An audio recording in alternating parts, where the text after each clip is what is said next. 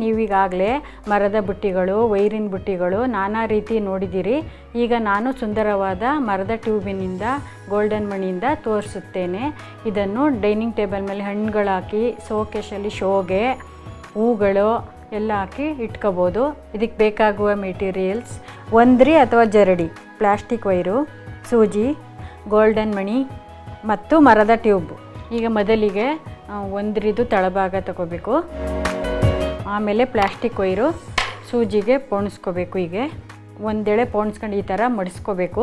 ಇದಕ್ಕೆ ಪೋಣಿಸ್ಕೊಂಡು ಗಂಟಾಕಬೇಕು. ಈ ಮೆಟೀರಿಯಲ್ಸ್ ಎಲ್ಲ ಫ್ಯಾನ್ಸಿ ಸ್ಟೋರಲ್ಲಿ ಸಿಗುತ್ತೆ. ಮೊದಲಿಗೆ ಒಂದು ಮರದ ಟ್ಯೂಬು, ಆಮೇಲೆ ಇನ್ನೊಂದು ಗೋಲ್ಡನ್ ಮಣಿ, ಆಮೇಲೆ ಮರದ ಟ್ಯೂಬು. ಇದನ್ನು ಹೀಗೆ ಚುಚ್ಕೋಬೇಕು. ಪುನಃ ಈ ಮರದ ಟ್ಯೂಬಿಂದ ವೈರ್ ತೆಗಿಬೇಕು. ಒಂದು ಮರದ ಮಣಿ, ಒಂದು ಗೋಲ್ಡನ್ ಮಣಿ ಪೋಣಿಸ್ಕೊಂಡು ಇದಕ್ಕೆ ಒಂದ್ರಿ ಹೋಲ್ಗೆ ಚುಚ್ಕೋಬೇಕು. ಹೀಗೆ ಫುಲ್ ಒಂದು ರೌಂಡು. ನಿಮ್ಗೆ ಎಷ್ಟೆಷ್ಟು ಉದ್ದ ಬೇಕೋ ಬುಟ್ಟಿ ಅಷ್ಟು ಉದ್ದ ಹಾಕೋಬೋದು. ಪೆನ್ಸಿಲ್ ಬಾಕ್ಸು, ಹೂವಿನ ಬುಟ್ಟಿ, ಟ್ರೇಗಳು, ನಿಮ್ಗೆ ಏನೇನು ಬೇಕೋ ಮ್ಯಾಟು ಎಲ್ಲ ಹಾಕೋಬೋದು. ಒಂದು ಗೋಲ್ಡನ್ ಮಣಿ, ಮರದ ಟ್ಯೂಬು. ಮೊದಲಿಗೆ ಮರದ ಟ್ಯೂಬು, ಆಮೇಲೆ ಗೋಲ್ಡನ್ ಮಣಿ ಪೋಣಿಸಿ ಪುನಃ ಹಿಂದಿನ ಟ್ಯೂಬ್ ಒಳಗಡೆಗೆ ಸೂಜಿ ಚುಚ್ಚಿ ಇದೇ ಟೈಪಲ್ಲಿ ನಿಮ್ಗೆ ಎಷ್ಟು ಉದ್ದ ಬೇಕೋ, ಎಷ್ಟು ದೊಡ್ಡದು ಬೇಕೋ ಆ ಥರ ಮಾಡ್ಕೋಬೋದು. ಈ ಥರ ಫ್ರೀ ಟೈಮಲ್ಲಿ ನೀವು ಇದು ಯಾವ ಟೈಪ್ ಬೇಕಾದರೂ ಮಾಡ್ಕೋಬೋದು. ಹಣ್ಣಿನ ಬುಟ್ಟಿ, ಹೂವಿನ ಬುಟ್ಟಿ ಸೇಲ್ ಮಾಡ್ಬೋದು, ಶೋಗಿಡ್ಬೋದು. ನಿಮ್ಗೆ ಎಷ್ಟು ಎತ್ತರ ಬೇಕೋ, ಎಷ್ಟು ದಪ್ಪ ಬೇಕೋ ಆ ಥರ ಎಲ್ಲ ಮಾಡ್ಕೋಬೋದು. ಒಂದ್ರಿ ಜರಡಿನೇ ಬೇಕು ಅಂದರೆ ಇದು ರೌಂಡಿಗೆ ನೀಟಾಗಿ ಬರುತ್ತೆ, ಶೋ ಆಗಿ ಬರುತ್ತೆ, ಗಟ್ಟಿಯಾಗೂ ಇರುತ್ತೆ.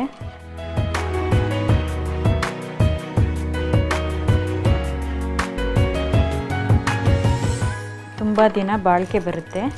ಒಂದ್ರಿ ಏನಕ್ಕೆ ಉಪಯೋಗಿಸ್ತೀವಿ ಅಂದರೆ ತಳ ಗಟ್ಟಿಯಾಗಿರುತ್ತೆ, ತುಂಬ ದಿನ ಬಾಳಿಕೆ ಬರುತ್ತೆ. ಅದಕ್ಕೆ ಒಂದ್ರಿನೇ ತಗೋಬೇಕು. ರೌಂಡ್ಗೆ ಹೂವಿನ ಬುಟ್ಟಿ ತುಂಬ ಚೆನ್ನಾಗಿ ಬರುತ್ತೆ. ವೈರ್ ಮುಗೀತು ಅಂದರೆ ಬೇರೆ ವೈರ್ ಪೋಣಿಸ್ಕೋಬೇಕು. ಫಸ್ಟ್ ತೋರಿಸಿದ್ನಲ್ಲ ಆ ಥರ ಇದನ್ನು ಗಂಟಾಕೊಳ್ಳಿ. ಒಂದು ಮರದ ಟ್ಯೂಬು, ಒಂದು ಗೋಲ್ಡನ್ ಮಣಿ, ಪುನಃ ಹಿಂದಿನ ಮರದ ಟ್ಯೂಬ್ಗೆ ಸೂಜಿಯಿಂದ ಚುಚ್ಕೋಬೇಕು. ಗೋಲ್ಡನ್ ಮಣಿ ಮುತ್ತು ನಿಮ್ಗೆ ಯಾವ ರೀತಿ ಬೇಕಾದ್ರೂ ಉಪಯೋಗಿಸ್ಕೋಬೋದು. ಇಂಥದ್ದೇ ಅಂತೇನಿಲ್ಲ, ಟಲ್ಲಿ ಸುಂದರವಾದ ಬುಟ್ಟಿ ಆಗುತ್ತೆ. ಈ ಥರ ಮಾಡಿ ನೀವು ಬೇರೆಯವ್ರಿಗೆ ಮಾರ್ಬೋದು. ನೋಡಿ, ಈಗ ಅರ್ಧ ಇಂಚಿಗೆ ಪೋಣಿಸ್ಕೊಳ್ಳಿ. ವೈರ್ನ ಪೋಣಿಸ್ಕೊಂಡು ಒಂದು ಮರದ ಟ್ಯೂಬ್ ಪೋಣಿಸ್ಕೊಳ್ಳಿ. ಆಮೇಲೆ ಮಧ್ಯ ಒಂದು ಗೋಲ್ಡನ್ ಮಣಿ, ಎರಡರ ಮಧ್ಯ ಗೋಲ್ಡನ್ ಮಣಿ ಬರಬೇಕು. ಈ ಟ್ಯೂಬಿಂದ ಈ ಟ್ಯೂಬ್ಗೆ ಅರ್ಧ ಇಂಚು ಮಧ್ಯ ಗ್ಯಾಪ್ ಇರಬೇಕು. ಈ ಗ್ಯಾಪ್ ಮಧ್ಯ ಗೋಲ್ಡನ್ ಮಣಿ ಬಂದರೆ ಡಿಸೈನ್ ಕಾಣುತ್ತೆ ನಿಮಗೆ. ಮತ್ತು ಒಂದು ಗೋಲ್ಡನ್ ಮಣಿ, ಒಂದು ಮರದ ಟ್ಯೂಬು ಅರ್ಧ ಇಂಚಿಗೆ ಚುಚ್ಕೊಳ್ಳಿ.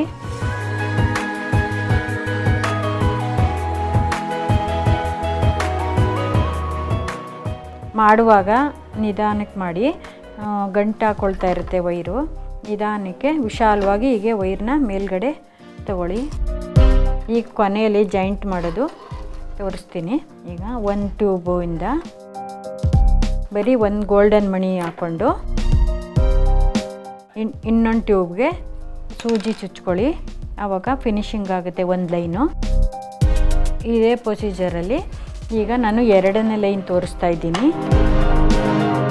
ಈಗ ಎರಡನೇ ಲೈನ್ಗೆ ಒಂದು ಮರದ ಟ್ಯೂಬು, ಒಂದು ಗೋಲ್ಡನ್ ಮಣಿ ಮತ್ತು ಮರದ ಟ್ಯೂಬ್ ಹಾಕಿ ಹಿಂದಿನ ಲೈನಿನ ಗೋಲ್ಡನ್ ಮಣಿಗೆ ಹೀಗೆ ಚುಚ್ಚಿ.